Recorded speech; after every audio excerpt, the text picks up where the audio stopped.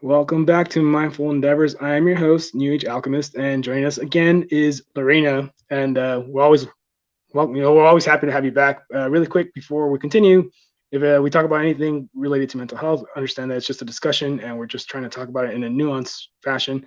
And we're not medical health professionals by any means. If you need help, we encourage you to seek it, and we encourage you to keep talking about these topics as we need more awareness to this. Okay, so you're back, and again, I'm happy to have you back. We're gonna hopefully continue where we left off in the last podcast episode that you were on. I know you're a very busy person. You're a businesswoman. You have a family, but go ahead and introduce yourself for those that haven't seen your last episode. Sure. Well, thanks for having me back. It's good to be back. And I've been enjoying watching all your podcasts so far. So really, it is an honor to be back. So my name's Lorena, and I am, as he mentioned, I'm a business owner. I have two businesses actually, where one is a group for women to be able to continue to build their business and work on networking, personal development, and growth. And I'm also a financial planner. So yeah, I've got two kiddos.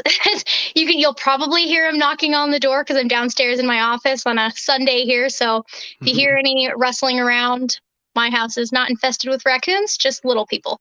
So Yeah, that's awesome. I mean, just really quick, like, how do you balance everything? Like, it's because being a mom is a full time job. it is, with the support of a lot of people. It does take a village. So my mom lives here in Washington State as well, and we bounce the pickups and drop offs and everything for school. Um, yeah, just the support of a lot of other great people. So it is it is easier on some days than it is others. Yeah. Now, with that being said, obviously, like going out and fishing, because you fly fish a Mhm. lot, and I I do. know you like firearms just like I do. Um, but all that stuff, like all those hobbies, and I would say like even like passions in my sense, I would imagine you would agree as well. They keep you, you know, I guess a little bit more stress free than you would without Absolutely. those. So yeah. Yeah, so I was a financial advisor. I've been in the advising practice for 7 years. I took a year off last year to go fishing, basically. Worked in a little outdoor store here. I don't know if you guys have Sportsman's Warehouse down there. I don't think you do. No. Um, anyways, I took a year off, worked there in the fishing department, and got to go fishing. Got into hunting last year, so that was really exciting. But when I went back into financial advising, my deal with my partner was I take Fridays off because I have the kids. Obviously, I have them Monday through Friday, but like during the day, they're in school. And I, Monday through Thursday, I work. Friday is my day to go fishing, go shooting, go hunting, whatever it is I want to do, I do it. And then Saturday, Sunday, those are my days for the kids. So usually I'm taking them hiking or fishing or whatever. But like Fish Fridays, they're a thing. And my business partner probably thought I was joking partially. And I'm like, oh no, I am definitely not joking. Those are the only days that I have for myself. So that's Mhm. one of the ways I balance it is like almost a non negotiable of like, this is what keeps me active in our business and I need these days. So yeah. It's always good to prioritize time for yourself, Hmm. especially when you're, juggling a lot of different things at once. Even sometimes people that are successful do need to like take that time off as well, like and have like a bunch of stuff, being bounced around. Like, do you need that little personal time, like Hmm. few hours a week or one whole day a week at the very least? I would Right. imagine. For me myself, I fish every day, like an hour or two. So it's only because like I just one day I'm coming home from work or what have you, and where I see a pond right there, let's just stop by. I always keep a rod in my car, so why not? Yep. And it helps decompress for sure. And that's kind of like how you and I met. We met through the Instagram community and all that stuff. And you're a fly fisher woman. I'm gonna say fly fisher woman. So and it's something that I have set for as a goal of mine to actually learn this year is fly fishing. I love it. So yeah, Yeah, so well, let me know how I can help in that, whether it's helping you pick out gear. Fly fishing is kind of infamous for being like a really expensive sport. Um, but I don't think that necessarily is true in the sense of the rod and reel and stuff and line is a little bit more expensive. But let's be honest, like how much do you spend on like one crankbait? Like you're spending $10 a piece maybe on those. So it's like, just don't buy more of those for now. Buy your fly fishing setup, and then you can continue. Um, so Well, I mean, if we have to give up some stuff to buy a fly fisher rod, we'll probably stop buying ammo. Just saying. see, I would rather stop buying crankbait because I tell myself, oh yeah, I'm just gonna buy a couple more boxes of ammo and then I should be set. No, and then I'm like, ooh, there's some in stock. I should probably grab it just in case we have another. What was it? 2019, 2020. So Yeah, when you that couldn't was buy rough. anything, even shotgun shells were gone. So Well, yeah, even like stuff for like yeah, shotgun shells. Like I think they were everything. selling for like $50, like for a box of like 20 or like even more than that. I think it was Yeah. ridiculous, and that was just for the training ammo. It's like what? Yeah. Well, and I But shoot trap quite a bit too, especially through winter because all of our rivers are, it's you can go fishing during the winter, but it's really challenging. So to be a new-ish fly fisher, it's incredibly challenging and it's a little more you have to be very motivated to get out on the river. So I shoot trap a lot through the winter. mhm, So I've been stocking up on trap load. So that's yeah, been fun. And I take people out like again with like the how do I balance everything? Well, sometimes I drag people into my hobbies with me. I'm like, we need to have a business meeting. We're gonna go do it at the trap like club. So they've got a beautiful clubhouse. So we go sit in the clubhouse and chit chat and drink coffee, and then we go shoot a couple rounds. And I teach them a new skill. And so yeah, that sounds perfect. Actually, sign me up. But yeah, anyway, so well, before we actually go into that, because that's a topic for later yeah. part of this episode. But where we left off last time was we were talking about expectations on social media. Your expectation versus what reality. Like they don't always like line up perfectly, like or even at Hmm. all for that matter. So I know that definitely has an effect on our youth, and there's even studies showing that this affects more young girls than it does young boys. So I mean we've talked about this before. This is kind of one of the reasons why I wanted to have you on, is because I think you posted something about a filter, and then you posted the one without the filter, and it's like night and day. And like I've seen people Hmm. that like will use a filter, and I can't even recognize that person, like even as I'm scrolling through like the stories or whatever. Right. Yeah.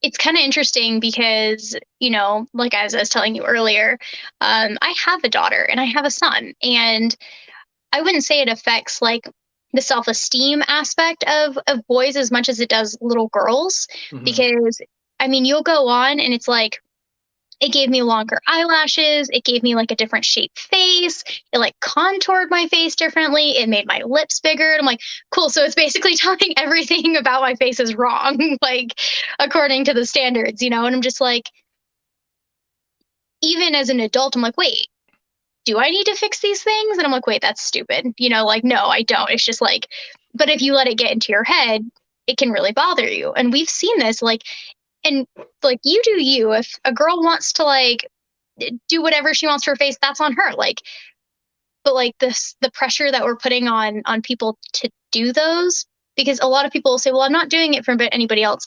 I'm doing it for myself. But why are you doing it for yourself? It's to make you feel better because you feel like you look better, and then you get a better response from the public. So it's Yeah. like, so really there is kind of a backstory of like, you're doing this for yourself, but to please others. And I don't like that pressure on my kids where I was playing around with filters the other day and there's like a Disney character one and my daughter and I were playing with it. And then like there's another one where it just again makes everything different. And I stupidly made the mistake of like putting it on her and she's like, oh my gosh, mom, like we're so pretty. Like we're just so beautiful. And I'm like, that doesn't even look like us. Like that's not what people that's not realistic. And Hmm. so it was so heartbreaking to see a 5-year old think, man, I have to change all of these things because I don't look perfect. And even in Yeah. school, she compares herself to other little girls. Like her hair is longer and it's always prettier. And, like she's got like her skin is different. And like, I didn't realize that it starts that young, Hmm. but they're also exposed to a lot more than we were when we were young. So, on the side of little boys, it's kind of teaching them an expectation level as well. Like girls should look like this, girls should behave like this. Like these are the things that I expect when I see like another human. And I'm like, no, No. that's not what other people look like. So Yeah. Yeah, like have you? I don't know if you've seen this ooh. reel where this one I don't know who she was, but somebody somebody basically was like, Wait, how? What? so your audio, I don't know if it's just my phone or if it's your audio. Like I just don't want it to record this way, but like we can't understand what you're saying. So Okay. What about now? still doing it. Still doing It's it? very Let me see. robotic.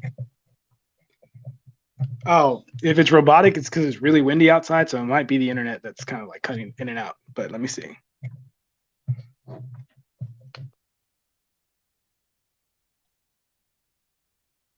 Okay, what about now? Still the same. Oh, you can't even hear me. Yeah, I just don't want you to get all the way Okay, can you through hear me this now? recording. Still bad. So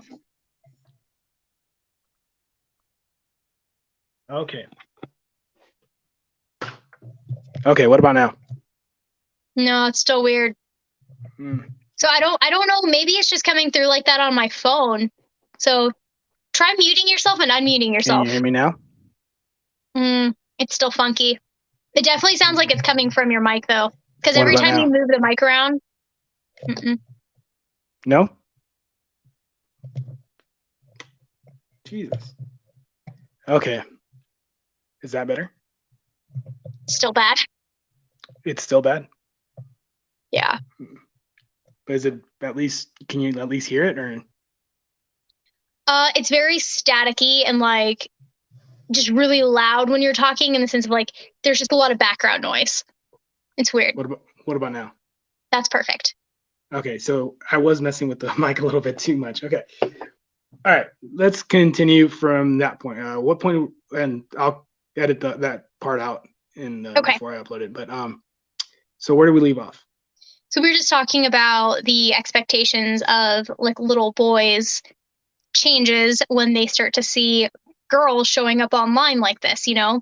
Mhm. Again, it's like you take a picture of yourself and then you like meet somebody in person and then you're like, oh, what the heck? That's not what you look like in your picture. Mhm. Um, Yeah, I mean, so I think there's the problem is that I think even with us adults, when we look at when we use those filters, is that we don't realize that those were created by somebody else. So I mean, realistically, it's not a benevolent person that has like a universal standard of beauty, right? It's like they've created filters based off an image that they got from either industry of what fashion or whatever, or some other expectation. So that's one thing that we need to realize when it comes to those filters, right? And then also, like you said, we grew up with different things. I mean, we didn't grow up with so many like different things that the next these generations are growing up with now, and just yeah, that's I think it's just a lot for the young mind to really handle, and people don't really understand how vulnerable you know kids are as well. yeah, I mean, it's it's such an influential age. Hmm. And they're like little sponges, and anything that we tell them, whether we're directly telling them or whether it's through like, like not subliminal messaging, but you know what I'm trying to say, like Hmm. they absorb all of that. And it's reinforcing these ideas of unrealistic standards. And it's like, um, kind of to segue into just like social media in general, like in being realistic, it's like take filters out entirely and think of like when you go to a place and like they take this picture and it looks like they're in this serene incredible place, but what they don't pan around and show you is the 10,000 other tourists that are standing on the bank of the lake, and you're just like it's completely like devastated, you know um, certain ecosystems and environments, and to the point where years ago, I used to go to Glacier National Park all the time. And it was always a busy national park, but now it's so busy that you need a reservation to get in. So, and it's like you have these incredible lakes, and then you have people who they see all these beautiful pictures and they want to go and they think they're going to Disneyland and don't realize that grizzly bears live here. So it's like, I read a review for Glacier one time, and it was like, they should really keep the bears in a more viewable area. And I'm like, I don't know if you get Yeah. how this works, but like, again, with like social media playing into like reality and, like what we see online, um, it's just kind of funny to me that there's a really famous place in Arizona called Horseshoe Bend. And it's this really beautiful bend in the river, and it looks like a big horseshoe. And you're sitting on top of a big cliff looking down at the river. Hmm. What they don't show you about that is there are literally thousands of tourists. And it is awful. Like, the bend is really beautiful, but you're fighting other tourists. Like, people have like almost fallen off the cliff there because there are so many people like pushing, trying to get up there. And I'm like, guys, like, the drop on the other side is thousands of feet. Like, is it really worth a picture for you to accidentally knock somebody off the cliff? Like, yeah. So your social media post never shows that. So Yeah. really And beautiful place I visited. Like, yeah, it's beautiful. But the other 1,000 people there are not. So and that's kind of the thing, like too, that there's no what is it, emphasis on preserving that, right? Like, and it's right. not like we're trying to sound like hippies or anything like that, but it's just like you got to be able to preserve all that stuff for somebody else to enjoy. I mean, you get it's free to just kind of look, go up there and, well, not free, but Yeah. Some sort of places speak, so are. to speak. Yeah, some places are. Horseshoe Bend used to be. It was really just like a pull out on the side of the river or on the side of the cliff that overlooked the river. But because of its popularity, they created like guardrails and stuff, or they were supposed to. I don't know if they finished it because I haven't been back. But they have to totally change this space now because of the influx of tourists, because of the photos on social media in particular. So it's like that place has been there for thousands of years. But like nobody cared that much until it started getting posted everywhere on social media. I ended up finding that because that was really before social media got too crazy popular. I ended up finding that in like a book somewhere. I'm like, Mm-hmm. so part of it is like the magic is removed when I'm no longer like hunting for those spaces on my own, right? Yeah. Um, that's what people will ask me all the time, like, oh, where's that trail at? And if it's not a really well-known trail, I'll give them the general area, but then I'm like, now you have to go do the research like I did. So Yeah, and a lot of that is like just making your own experience out of the outdoors. Like, right, I mean, I've had that conversation with somebody before where it's like, okay, you can follow a blueprint, but you want to make it your own. Like, right, like that's kind of what the best way that you'll remember something. It's like, oh well, like if you have a checklist of things to do, like you're really kind of putting pressure. I feel like you're putting pressure subconsciously, like, okay, I got to meet these I have to right, check off all these items in order to get that experience that's supposedly worth having. Like well, I don't think that's necessarily the best way to go about it. I mean, you right. can, but Yeah. I mean, well, and I'm very funny when I travel in the sense of I have a loose itinerary of what I want to accomplish. Like, for example, if it was like, I'm going to Zion National Park, mm, and then I'm like, eh, sometimes my friends get really annoyed because I'll see like one of those historic like landmark signs, like the brown placards on the side of the road, and I'll be like, "Ooh, what's this?" And I'll just like veer off the trail to like go look at that. Um, when I was in, I can't remember where I was. There's this really cool place where like the sand is like it's not red, and a lot of the sand in that area is red. This one was like a pink, like a coral color, and it was just mm, it wasn't a well-known spot. There were probably like 20 other people there, which is not a lot in comparison to like Zion and stuff. But it was this totally overlooked place. And I'm like, this is incredible. This is probably the coolest thing I've seen on this entire trip. I'm like, but people don't come here because it's off the beaten path. Like, it was phenomenal. So it was totally a byproduct of me going, here's my kind of itinerary, and I'm going to leave the rest of this to fill in the gaps so I can make it a full adventure. So mm-hmm. it was perfect. It was a free little spot to stop at. Like it was a good spot. It's very accessible. I think a lot of it comes down to having a good way of seeking out information, like you said, do your research. I think the same Right. thing goes with like, when we're looking at like kids and like how they're playing around with filters, like, you know, parents have, especially around these times, like parents have to deal with a lot so much to like, be able to support families and stuff. It's sometimes it gets, it might get missed. I mean, I can't really say it's that for certain because I mean, I don't have kids, I'm not married or anything like that. Just kind of from an outsider looking in, because obviously people around me have kids and have families, so I can kind of see a Right. little bit. But it's tough, like with so much stuff you have to worry about and everything, and then it's just it's really difficult because I know like when I was a kid growing up, like my parents would be like, "Hey, how did school go?" I should be like, "Fine." Like, so what do they know? Like what how my day went. Like, I mean, Right. they only know as much as I tell them. So there's all that to really like focus on. But I think as long as we kind of set the framework, like, hey, this is just basically digital enhancement and it's not real. This is reality. Like what you're seeing in the mirror, that's reality, and you should appreciate that. And don't let anybody tell you otherwise. Or Right. something like that. Yeah. Same, Well, same it thing with comes nature, down, right? Oh, sorry, yeah. go ahead. Well, it comes down to communication with, with your kids, with really everyone. Mm. Um, but it's the communication piece where my son will do the same thing. Oh, it was good. Had a good day. Cool. What about it made it good? Mm. What was your favorite part of your day? Like, what was one new thing you learned today? Like, so it's like you kind of have to dig a little bit, but it's that communication piece. And it's also holding open lines of communication and open space for them to be able to talk about these things where nobody else is really talking about this stuff with them. So, yeah, I don't know. It's parenting's rough, man. It There are a it lot is of it. things that you're like constantly like shielding, like, no, like keep them away from this. And my son has discovered Minecraft. Oh And I'm God. like, So I was like, put the tablet down. I know that's actually I think I had a similar reaction when my nephew told me like, "Oh, you should buy Minecraft so we can play together." I'm like, heck no.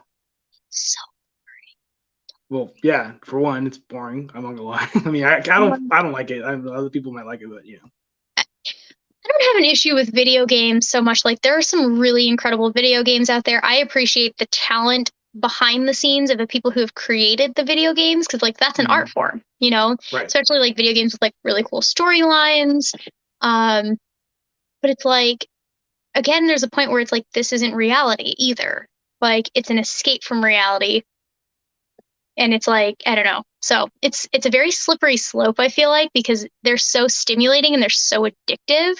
Um, my husband's a gamer and Yeah, like I'm I part just gamer. recently started seeing him again in the last like couple of years and I'm just like interesting. But anyways, yeah, he Well, doesn't he no. doesn't fly fish or anything with me because it's a lot of work, you know? Mm.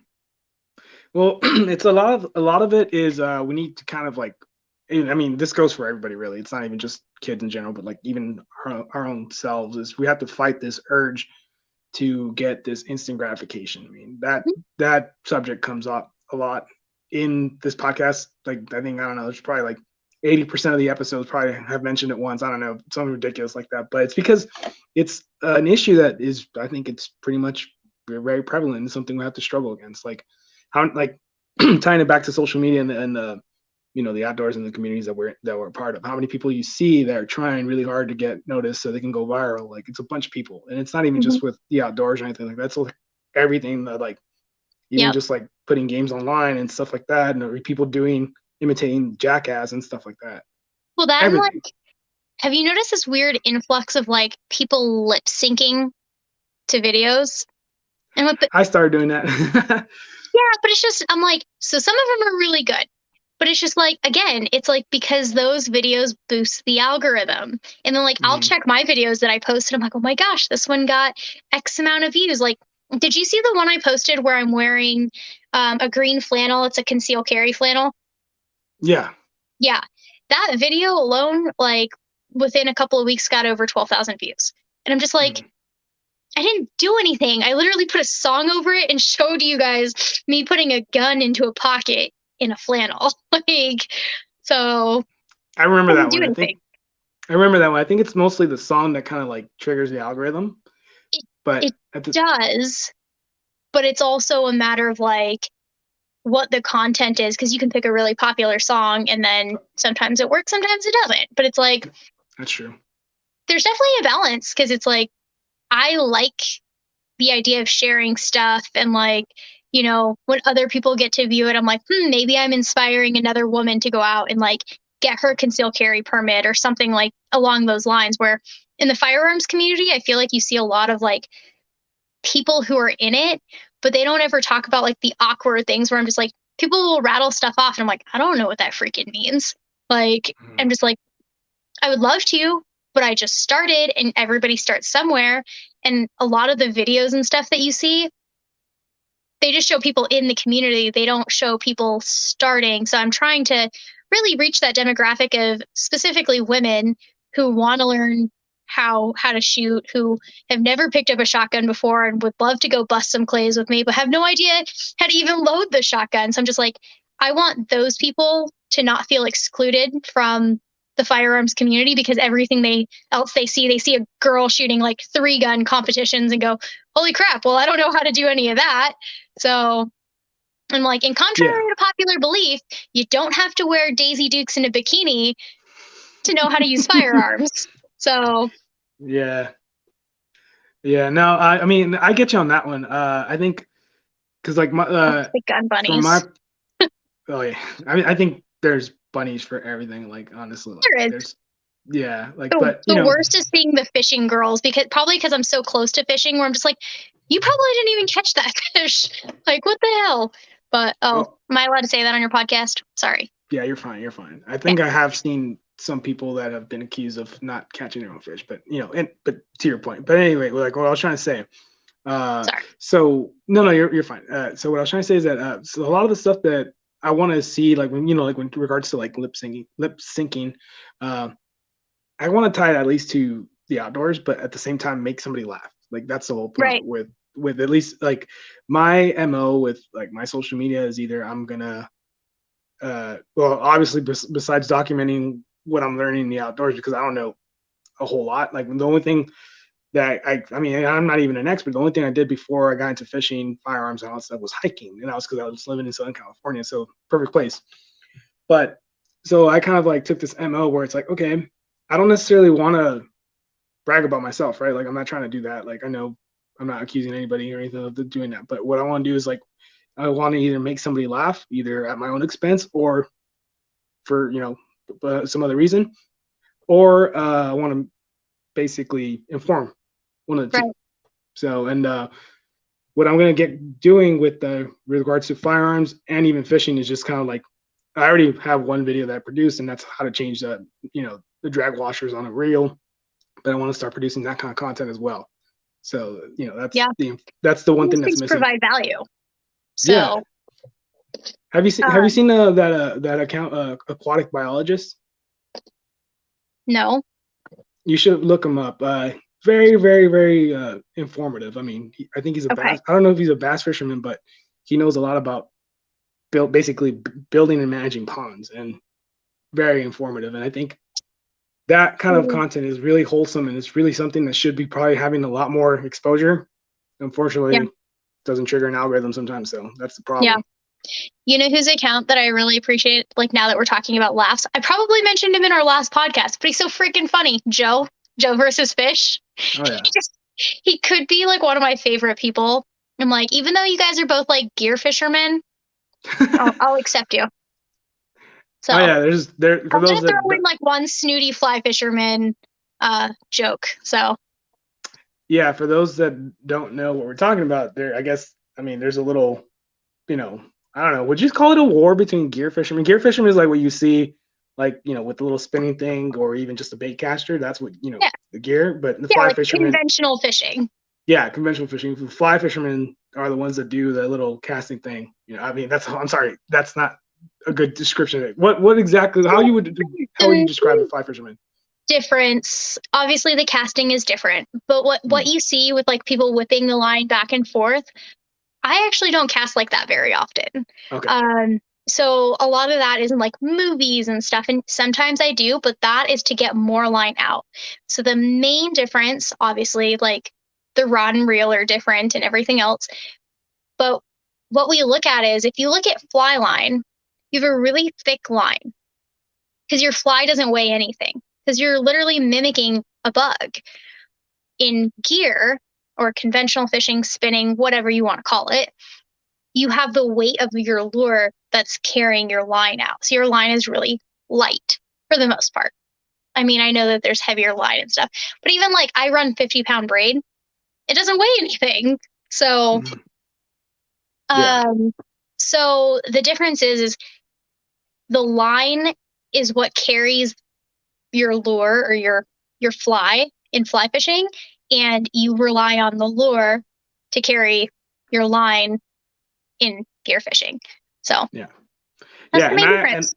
And I don't have what's that metaphor? I don't have a horse in this race. Like I want to try both. I want to do both, like fly fishing Right. and gear I do both. fishing. I So was just giving you a hard time.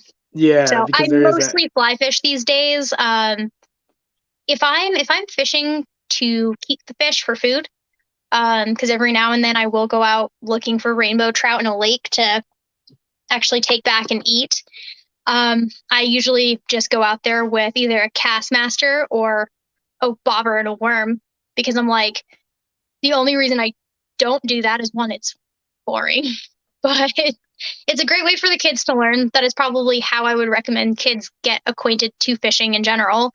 But usually when they're eating worms, like they will actually eat it because it's real food, so they end up swallowing the hook. So Yeah. anybody that catch and release fishes when they're using like power bait or a worm, it just confuses me because I'm like, you're using a barbed bait hook. we need to help you on that because it's like they probably just don't know. But so trout are pretty delicate fish. I know you guys don't have a ton of them, but I caught my first trout this trout season back in December, I think, or January. I don't remember. I remember you had a little because we went back and forth whether you're like, is this a brown or a rainbow? And I'm like, it's definitely a rainbow. And you're like, my friend said it was a brown, and I'm like, it's not. But a trout is awesome regardless. So I got a bunch of crap for the way I was holding that one, and that was all sandy. And I talked about it with somebody on this podcast where it's like, because that's kind of like where we're talking about again in social media. Like I only posted the picture, right? And I put clear to stay in the description. I did not mean to catch this trout. I was throwing a crankbait, a lipless crankbait.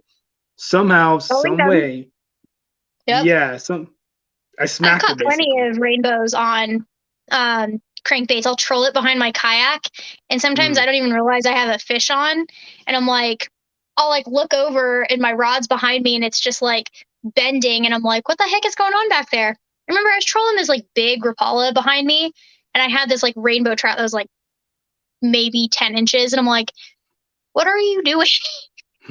Like, you are not the fish I was looking for. And I'm like, I felt so bad because I borderline killed the poor guy, and I'm like, you're not big enough to eat, and I don't want to. I want to let you go, but trout are really delicate. So the way you handle them, you have to wet your hands before you touch them.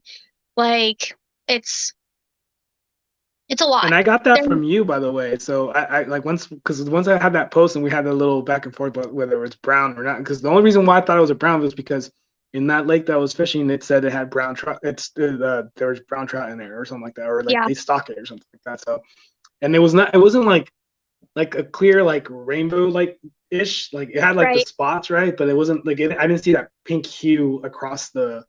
Sometimes with the stalker bows, they're really like faded. They're not vibrant. Like some of if you go to my page and some of like the rainbows that I post are really just really vibrant.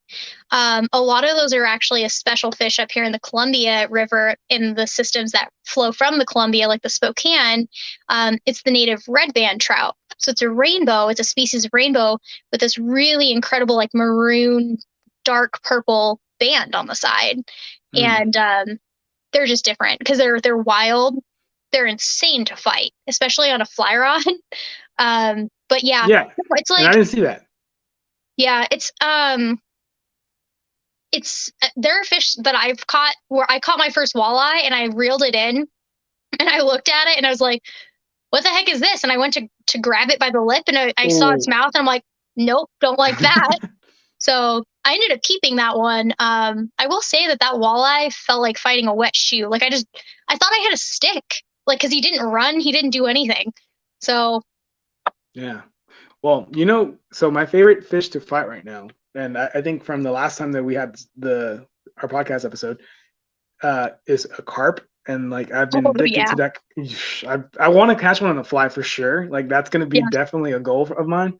But for right now, I'm just bait fishing them, and it's amazing. But I'm learning a lot about them. So and again, you can literally use flour and water. Oh, I mean, I use breadcrumb. Like what is it? Like the masa, like for the tamales. The corn, yeah. Yeah. No, yeah. But I use breadcrumbs with corn, a can of corn, and then garlic. Some kind of either Jello, some kind of flavored Jello. Okay. Yeah, so that's what I throw. I just pack it onto a method feeder and throw it out there. And but I really want to catch it on the fly. Dude, my husband, because we have a ton of carp up here in our lake, and like we were going by in the boat, and we're like, "What is that?" And it looks like the water is boiling when they're feeding. And he had one, brought him up to the edge of the boat, and the second it saw it, it took off and it broke him off. So the second time we went out, he's like, "Oh yeah, I'm bringing my deep sea rod," because he's a deep sea fisherman. He loves boats. He loves they'll fish like 400 feet deep, and to me, that's not. I don't know. It's not my thing. So, anyways, he had his deep sea rod, and that stupid carp still broke him off. Like, dang. Must have been it was huge. One. We tried to net it, and we just kind of like hit the fish and like couldn't get underneath it, and like it ended up breaking off. And I'm like, when it's breaking off your deep sea line, that's pretty freaking strong. That's a big fish. So even like a 15-pound fish will that's the funny thing, because I've seen a reel where they're basically making fun of carp fishermen because they're glorifying catching smallmouth and largemouth, but they're they basically like downgraded carp fishermen. But I'm looking at the reel, I'm like, dude, like I know you probably never actually caught a carp at all, not even accidentally, because like a 2-pound carp felt like a 5-pound bass, like that, like, and it's just like, even though I'm running 20-pound mono and I'm running a medium heavy, like with a very strong backbone catfish rod, like it's still like a 3 to 5 pound carp still basically took that rod all the way down, like, and it's just that to me has probably been my most favorite fight. The only thing that's come close, because I've recently caught a 15 or 16-pound carp, and that was insane. But outside behind that is when I caught my PB catfish, which was only 12 pounds. I mean, it wasn't a whole lot, but I caught it by a marina, and that was that was an interesting story, because I was trying to do that and at the same time catch white bass, right? Because I was like, all right, I'm gonna try a white bass. I've caught one before, and I was like, I want to eat one. So I was trying. I said it. I didn't have my rod holder, and I had this like cheap like Academy. I don't know if you guys have an Academy out there, but a cheap like $2 rod holder, which didn't even set up correctly. It might have been defective. But all right, let's do a little bit of redneck engineering. I put a bunch of rocks to hold it around it, like a bunch of boulders, like 3-bit boulders. Did that. Cast it out. My pack bait. I was actually fishing for carp because there is carp in that marina. So right. So threw that out there. Put the rod in all the rocks and stuff and everything, because it wouldn't dig in properly. It was just it bent right away. Took like 10 steps. All right, cool. Cast it out twice. Looked, and then as soon as I looked to the side, all of a sudden I see the rod go down because the rocks didn't hold at all. It just brought it down. And then the next tug, all the way like 4 or 5 feet into the water. I'm just like, oh shit. Yeah, I just start running into the water, and like I went in waist deep and pulled out the rod and just start, setting the hook. Turns out that was my 12-pound catfish. So catfish are crazy. I want to catch one of those. I think it's called a red tail catfish. They look like big giant bananas, but their tail is really red. So like they're yellow and black. I love Steven Ranella, Meat Eaters. Oh yeah. And he goes to, I don't remember what country he's in. He's in South America somewhere, and he's in like the Amazon, and he's fishing for these giant catfish. He caught like the piranha to fish for the catfish. So it's really interesting. But anyways, uh I know. yeah, fishing is fun. Like there's so many species out there. Like I really want to catch a sturgeon. Yeah, same So here.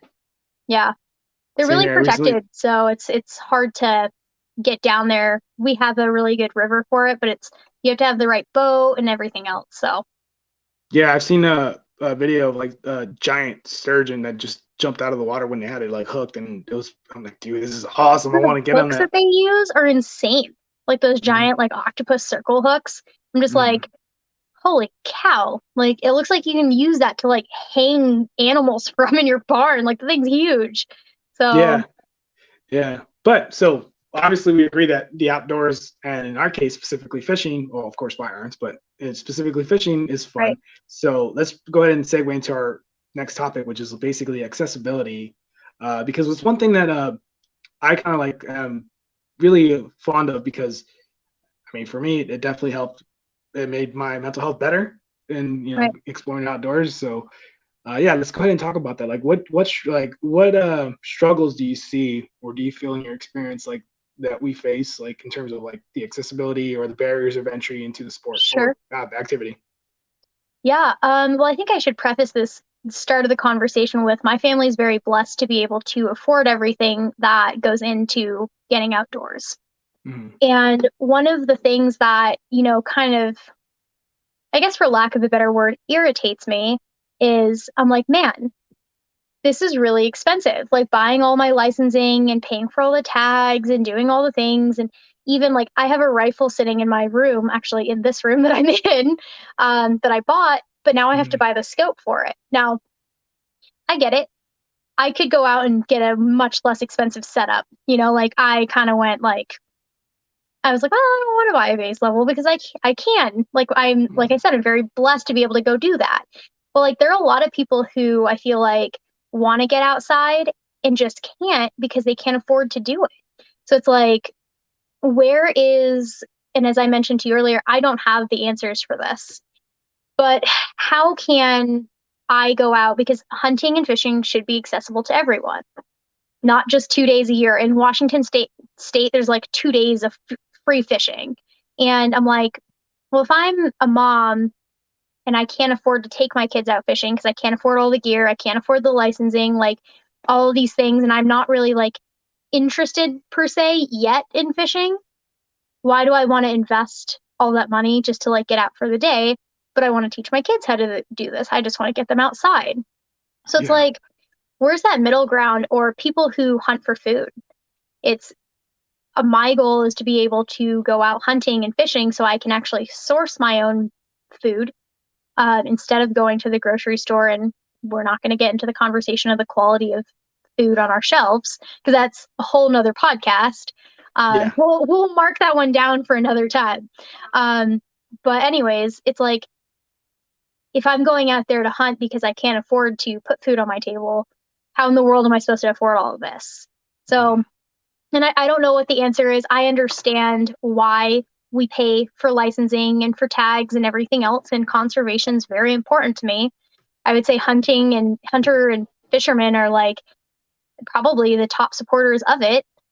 But it's mm, like, is there a middle ground? Is there a way for people who just can't financially afford to go do these things, who aren't as like fortunate as my family, to be able to also participate in this? So I'm just kind of curious as to how can we get more people outside and not make them sell their firstborn child to do it?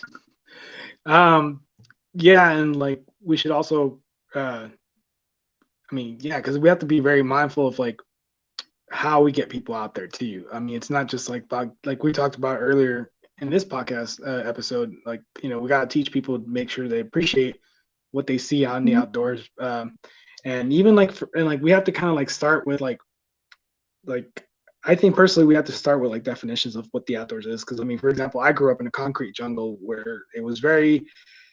I mean, until I moved, like even going on hikes was a little bit inaccessible just because it was.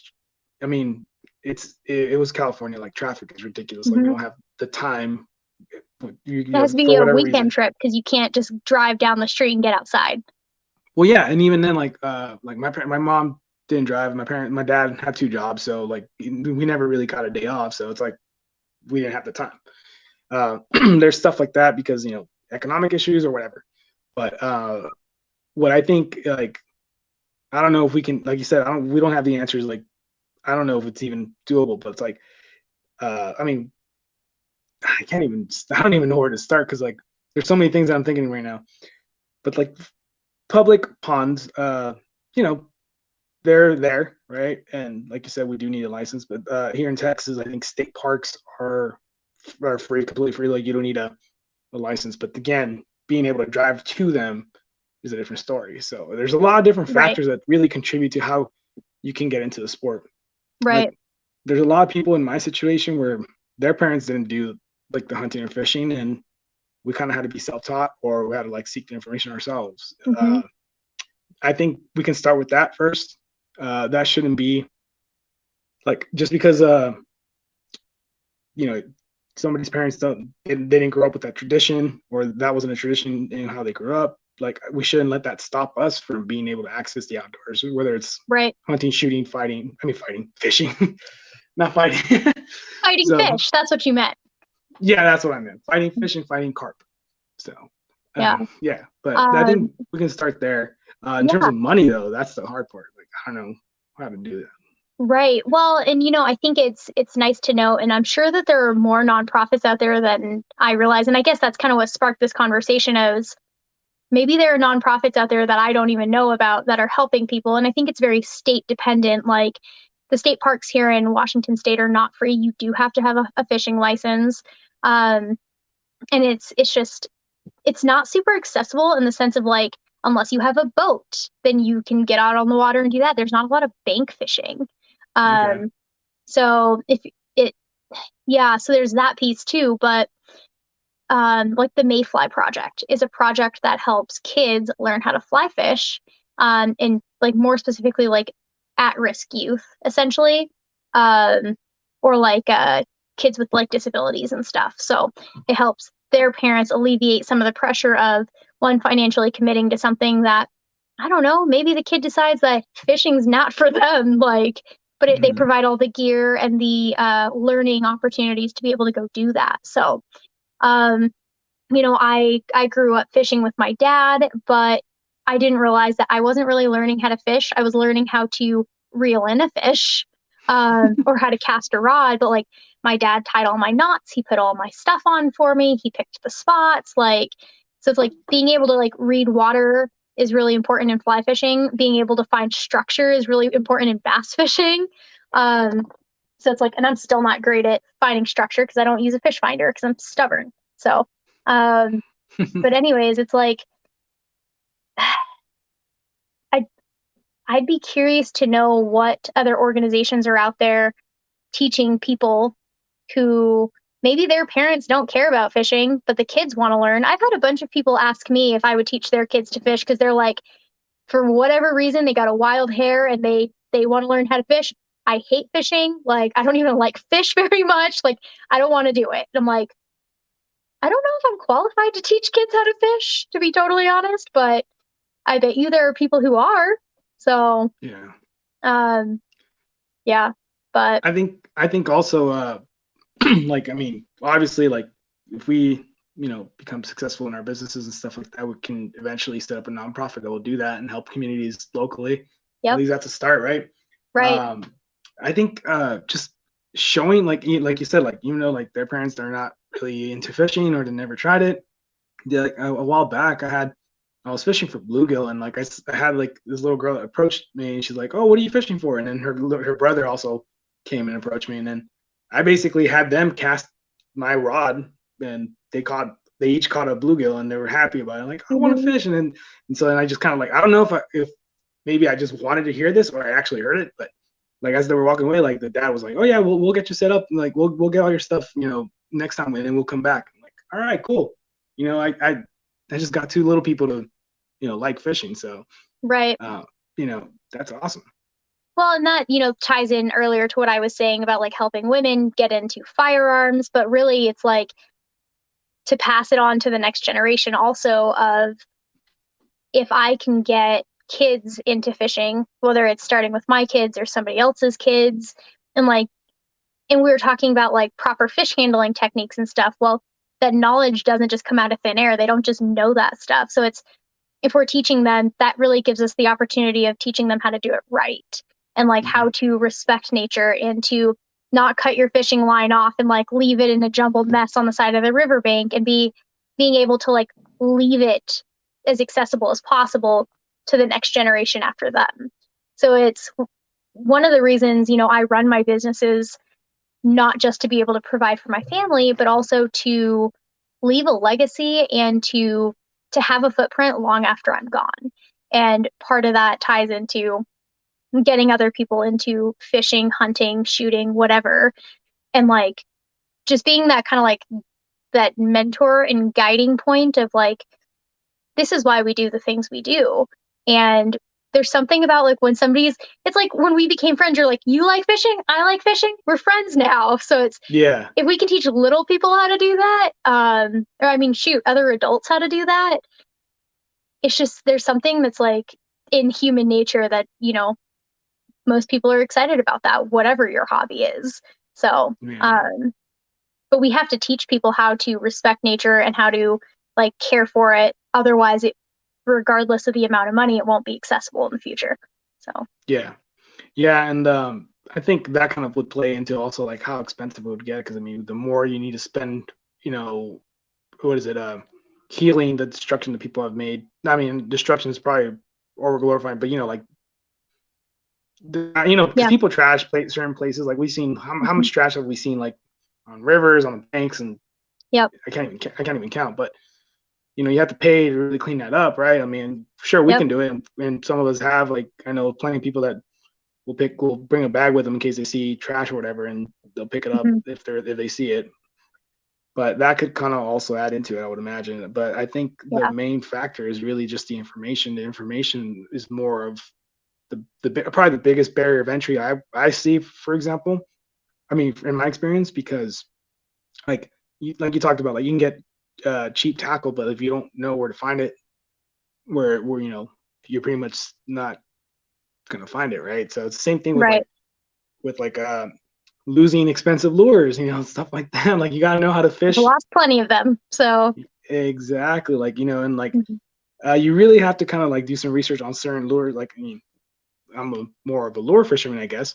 But you have to do some research in terms of like not just going based off the most expensive one, not necessarily going based off the cheapest one, because if you go like I can't even tell you, like I've had some of the cheaper lures that I've tried working and they don't work, and I just keep buying other ones and they don't work, and then I have an expensive lure that I cast out into oblivion and I'm trying to retrieve it, and oh no, now it's stuck on a rock and I lost like Right. 15-20 bucks. I'm like, dang. Yep. Like you know what a chatterbait is, right? I sure do. Okay. I mean, I'm just saying because I don't know how much So your fishing knowledge is. So, I well, you mostly worked at fish top Sportsman, water. Well, huh? and I worked at Sportsman's Warehouse, but I mostly fish top water. I Mm, mean, so my favorite thing is probably a buzzbait right now, but mm. yeah, I have a couple chatterbaits. Okay, so you want to know how much money I spent trying to learn how to retrieve one properly? How much money did you spend? I probably like 250, 280, Yeah. because every single You want time to I see casted it something? out, I lost a $15 jackhammer. I'm trying to. I have flies right here that I bought from this guy that I tie like a couple times a week. I mean, I'm sure it's usually pretty late for you, Mm, but I tie usually around like 7:30, 8 Pacific time. But there's a guy that I tie with pretty frequently, and he tied me a couple bass and pike flies. These things are like probably almost $20 a piece. oh Because gosh. with fly fishing, a lot of it is like actual feathers and stuff. Like, look at this. For those that can't really see and are listening only, these are a bunch of feathers. Like I would say it spans about what, like 4 or 5 inches. Yeah, probably about Yeah, that. yeah. So that's So, basically that on a jig head. well, the head's not super weighted, but anyways, I won't get into the to the. But it's an articulated fly, so a lot of love because these are all handmade. Mhm. So they actually make hard baits too. So he makes soft plastics and crankbaits. So for you and all of your followers who are conventional fishermen, he really services like the entire fishing community because he's like, I'm an angler. I don't care how I catch the fish, whether that's on a fly rod or a gear rod. He's like, I don't care. I just love fishing. And I'm like, Same. fair. That's my kind I of mean, dude I'm right the there. same way. Look at that one. Nice. Pretty pink one, but Yeah. it's all feathers. Yeah. So Yeah. And so I guess one piece of advice that I would offer when it comes to fishing and like getting into it, which I'm gonna like I mentioned, I'm gonna start making certain type of videos documenting my experiences as a way of informing for those that want to, look for somebody else's opinion. One piece of advice I would definitely advocate, and I would give out is like be wary of the lures out there that you're gonna buy. Oftentimes, the lures are more to pull in fishermen than they are to pull in fish. yep. So, I mean, that's kind of, I mean, it's, I don't know if it's controversial or anything, but like, like somebody can make a bait and it'll work just as well as like somebody else's bait that's named, a name brand or whatever. Right. That's a thing. Well, Recently, what happened? I was gonna say one of my favorite soft plastics is just a curly tail grub made by Kalen's, and they're cheap. They're so cheap. They're like $3 a pack, and they're just little 3-inch curly tail grubs for smallmouth up here. Amazing, amazing. I just put them on a jig head, and like there are plenty of other curly tail grubs that are way more money. So like Gary Yamamoto's, for example, those are some expensive soft plastics because we're looking at like $7 a pack, roughly. I don't know, maybe more than that now. But like mine were like $3. So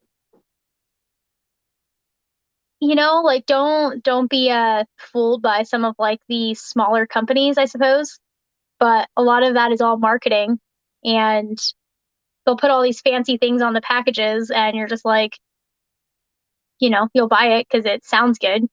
So Yeah, and I mean, again, I'm bringing this up because it's part of the whole accessibility topic. Because I mean, somebody that's coming in, like, you have to really be mindful of like what you're going to purchase, right? So, and yeah, you're right in that sense. Like sometimes, like I had an example. I forgot which. Well, I had an example with one specific type of soft plastic that, to your point, like, it was like really cheap. Like it was a Bass Pro Shops brand, and it caught a bunch of fish. A little Bass Pro swim bait, actually, like a little 3-inch swim bait. It works well, and like you can get like a pack of like 12 or 15 of them or something like that for like $4, and you know that'll last you for a good amount of time. So another thing too, when it comes to accessibility, like you're very limited. If you're very, especially because you're very limited on dollars. So you got your cheap rod. I mean, Ugly Stick is a brand that I think a bunch of people are familiar with because it's something that a bunch of people started with, and they're really cheap, and they'll last almost forever. But you I got still your have my Ugly Ugly Stick. Stick. You still have yours? Yeah, I mostly fish my Abu Garcia, my Revo X, but I still break out the Ugly Stick. Yeah, mine got It's stolen. indestructible, man. Oh yeah, dude. Did you see the old like marketing around that, or the old commercials like in the 80s, like early 90s? Mm-mm. Like they had like WWE wrestlers like bend the rod to just show how like indestructible it could be. No, I've not seen those.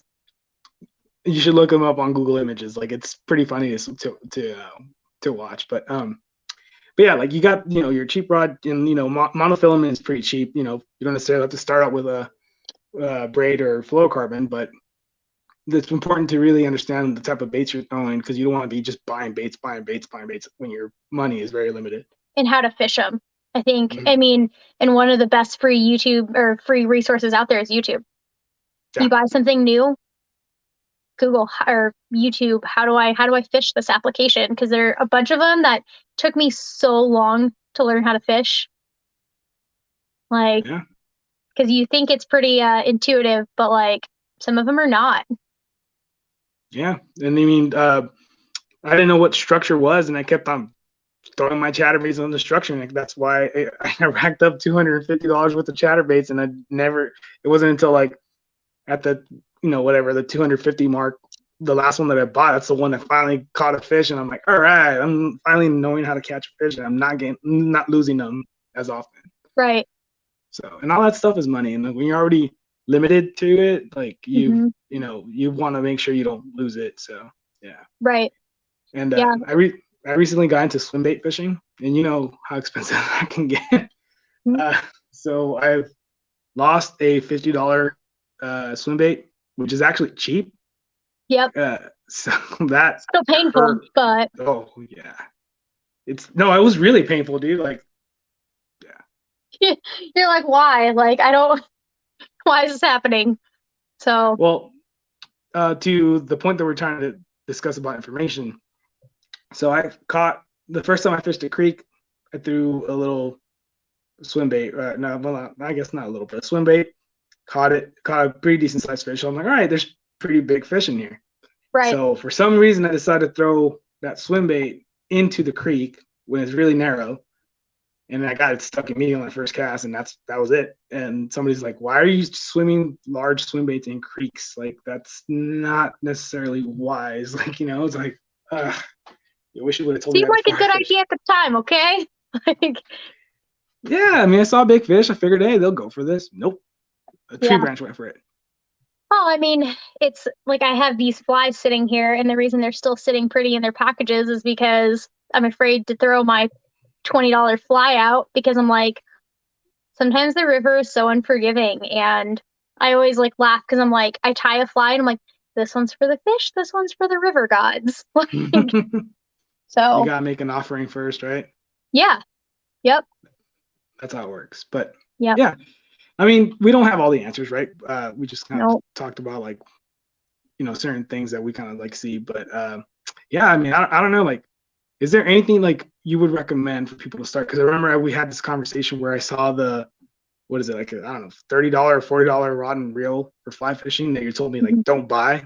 Like, any recommendations around that? If you're trying to get into fly fishing and you absolutely can't afford anything else, it's certainly better than nothing. But what I will tell you is you'll outgrow that rod very quickly, and you won't want to use it if you catch a fish on it. And your gear in this case, because you rely so heavily on, I would say the most important piece that you actually want to spend money on is line. And a lot of those little combo kits come with line. You might as well just take it off and put it in the trash can. You would be okay, like, if you bought one of those setups and then you just bought good line and put it on there, you would be able to like cast it and stuff. So I would say my recommendation would be, if you plan on actually wanting to learn how to fly fish and to actually be able to do it more than one time, spend a little bit more money, save up a little bit longer, and buy something that you're going to be able to use for a longer period of time. So there's a combo kit called the Echo. It was the Echo Base when I bought it. I think they changed the name to the Echo Lift. Same rod, same combo. It'll probably run you $169 with like the line, the rod, the reel. As soon as you can replace the line, you'll be okay your first couple of times out. But I would say probably commit to spending a couple $100 to get into fly fishing. And then you're going to spend more because you're going to buy all the flies and stuff, which you do the same thing anyway when you're conventional fishing. You just don't realize it as much. But I would say buy something that's going to last you a little bit longer and won't make you actually hate the sport, because if you get the wrong gear, it's kind of like buying an ugly stick, which is like what, $70 roughly, or a Zebco rod. And then as soon as you throw it out and you catch a medium-sized fish, you're just peel and drag. So it's like, those are okay if you're teaching kids how to catch bluegill. But a lot of these Zebco rods, I'm just like, I remember trying to reel in like a 15-inch rainbow and the drag was just slipping. And I'm like, I can't even reel in a 15-inch rainbow. So um, I think that that's important to not just buy the first thing you see, but and if you pay attention to like Facebook Marketplace and stuff, you can find some deals and stuff too. Yeah. So So one of the good things though, because I mean we're talking about price points and stuff. One of the good things I think, at least what I've been seeing, because like I'm into bow shooting as well. I mean shooting bows, fishing and everything, with the exception of maybe firearms. A lot of the outdoors activity like fishing, hunting, and all that stuff. Well, hunting with the bow shooting, and all that stuff. I feel like they may have like a barrier of entry economically in terms of like for example like a fly fishing rod will cost you 169. But when you buy that, and if you're careful, that will get you started for a long while. Like maybe yep, you'll be good. for a long while. I fished with mine for a year and a half, maybe a little less, because I've only been fly fishing since. Yeah, it's been less than a year and a half because I've been fly fishing since not this past September, but the one prior. So I hit my 1 year this last September, 2021. Nice. But I kept that up until about Christmas time when I had a friend gift me a Sage rod, which is it's like a $400 fly rod. So Oh dang. yep. Yeah. But that's not necessary. Like I was catching fish on, in fact, to this day, I've caught more fish on that rod on the cheap setup than I have on the expensive one. Now, part of that is I haven't been fishing as much because it's winter and it's hard. Fishing in the winter out here is really hard. If you don't know what you're doing, which I would still say in terms of fly fishing, I don't know where to find the fish in the winter. Like, because in the summer you read the water different, and in the winter they hold in different spots. So it's really infuriating. What you're saying is gear fishing is better, right? No, I'm just kidding. What I'm saying is fishing in the winter is a pain unless you're ice fishing, and I have no interest in ice fishing. So I do have an interest in ice fishing. You can't do that here in Texas, but it was really really cold.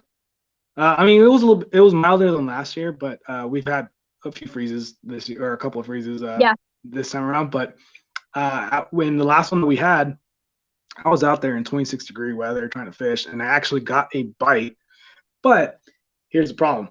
So I got a bite, but at the same time, after not even checking, because I think, I don't know, something got caught up with like the treble hook, and I was trying to, do that while my my fingers are freezing. Yeah, so it was really tough. So in all the time that I was spending, the guides, like the eyes of the rod, yeah, they froze. Yeah. Like to the point where only the line was able to get through.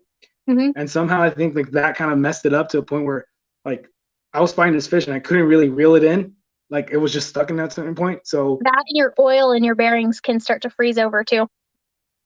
That's probably what happened. Like it wasn't like a really expensive rod.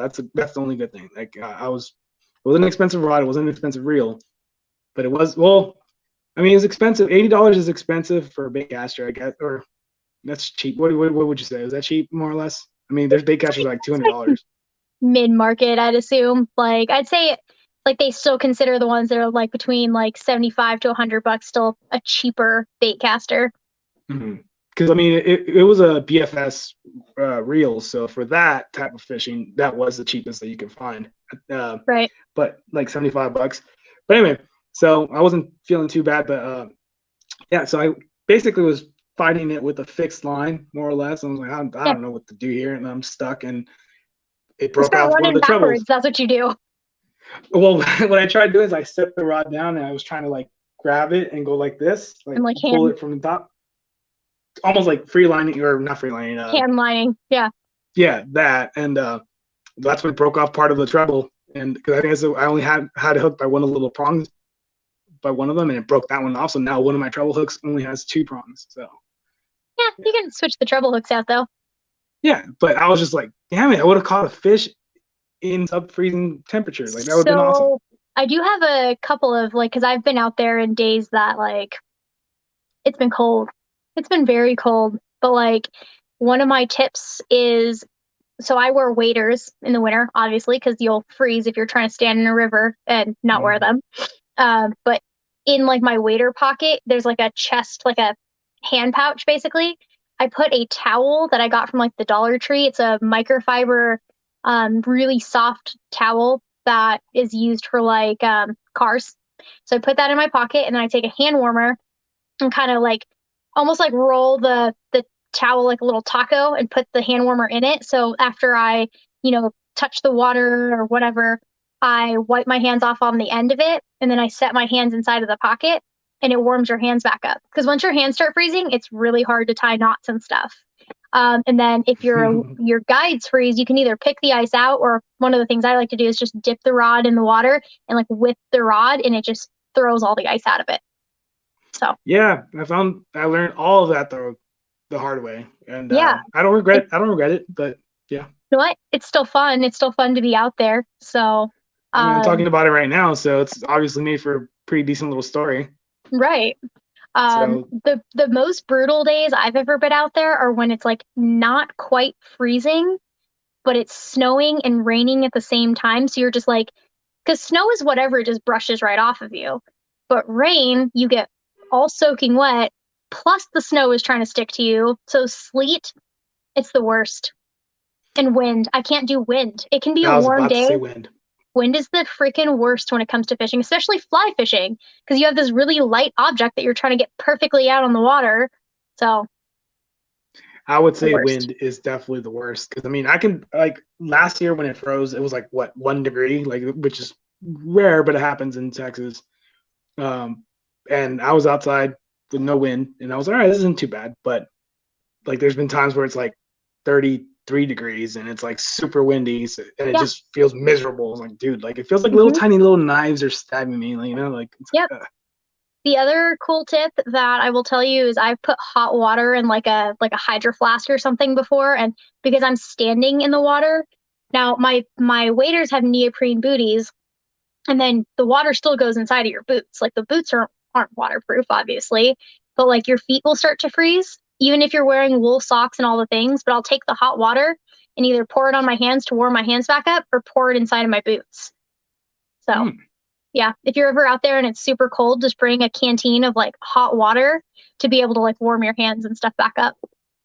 So I definitely have to go fly. Well, go fishing up there yeah, one of these days, I would say especially in the if you cold. wanted to come up here, fall is the best time for you to come if you want to get on some fish because um, they're just everywhere. So summer's okay, depends on how hot it gets. This year we've had a pretty like good winter, so the water shouldn't get as hot. But for trout, once the water hits over 65, you can kill the trout. So again, with our delicate, beautiful little fish, um, the Tasty little mortality rate is fish. a lot higher if you catch and release trout after the water is over 65 degrees. Yeah, tasty little fish. Um, Rainbows are really tasty. So, yeah, I was actually trying to catch more of them because I only caught two because I forgot I got there late and the first day they stocked and I caught two and I was like, all right, this is good enough. And now because of what you've told me from the last time that we had the little issue with like the brown and rainbow and all that stuff, yeah, I was the very first thing I did, dunked my hand into the pond and then grabbed it with that hand. And I was like, all right, yep, cool. Now, so your advice or your knowledge was definitely present in this noggin right here. So, uh, awesome. I love that.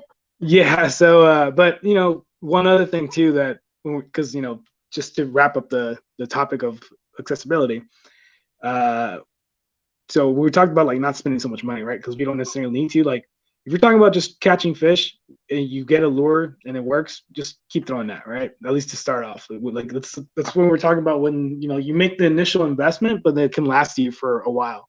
Right. Now you have to be really careful how you create, because again we're talking about social media expectation versus reality. Sometimes people post a bait for whatever reason. It may or may not catch fish. That person may or may not have caught a fish with it. But it's important to really kind of like do your knowledge before you're like, oh well, this person put this on there, so that must be good. Like do a Right. little bit more research. Well, yeah, especially with people who are like sponsored by certain companies and stuff. So Yeah, I don't like to represent anything that I'm not actually using. So Same. I actually have a ton of stuff um, to go catch some smallmouth from my friend Adam, the guy that I told you ties flies for me. And Hmm. uh, so I'm like, hopefully I can actually post pictures with fish because this stuff's amazing as far as like looking at it. But I'm like, hopefully I can go out and catch some fish and share that with people. I'm like, if you're gonna spend the money, like supporting a small business is super freaking rad. So that's what I do with most of my stuff is support small businesses. So Yeah, definitely have a good balance between the two because I mean, I thought about this the other day too, and it's kind of a little bit off topic, but it's like, yeah, I would love to support every small business, but sometimes like, you look at people that work at a bigger business, like, or like even like a corporation, like you got to spend a little bit there yeah, because people need jobs. So it's like, right. so it's a mixture that you have to really balance out. Oh, absolutely. And the realistic, like the reality is I'm never gonna stop shopping at Sportsman's Warehouse. But it's like I know a lot of the guys who my go-to is the Fly Shop in North 40, which is another like corporate business, but they've got like 13 stores. So in comparison to like Bass Pro Shop, they're not huge, but the Mhm. customer service is just like unmatched. I mean, these guys are everything I know about fly fishing has come from the North 40 Fly Shop. So it's like There I you go. spend a lot of my money there, even when I was working at Sportsman's Warehouse. But then it's like I try to like reserve a pocket of money to be able to. Do I need more flies? No, probably not. Like I tie my own flies. I can't tie anything to this quality because I just started, but like when I have extra money, I'm like, sure, I'll buy flies from you, you know? So, Yeah.